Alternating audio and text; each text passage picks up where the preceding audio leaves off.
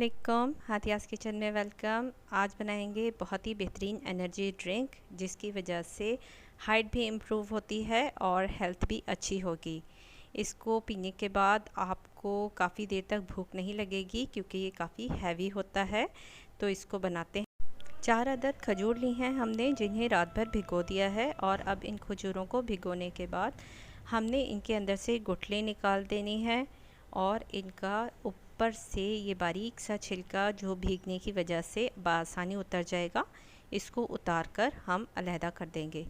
एक एक करके हमने चारों खजूरों के साथ यही काम करना है और ये हमने इनके ऊपर से रिमूव कर दिया है, गुठली निकाल दी है। अब हमने 5 अदद बादाम लिए हैं जो रात भर भीगे हुए हैं।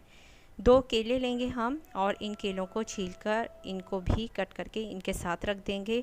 ये सब चीज़ों के साथ हमने 2 गिलास दूध लेना है और हमने इसके बाद इसे ब्लेंडर में डाल के सब चीज़ों को शेक तैयार कर लेना है। पहले हम थोड़ा दूध डालेंगे और उसके साथ शेक तैयार करेंगे, उसके बाद बाकी का दूध ऐड करेंगे ताकि अच्छी तरह से ब्लेंड हो जाए। और ये तैयार हो गया है ज़बरदस्त सा मिल्क शेक, जो कि एनर्जी ड्रिंक बहुत ज़बरदस्त लगेगा। चैनल को सब्सक्राइब करना मत भूलें। शुक्रिया।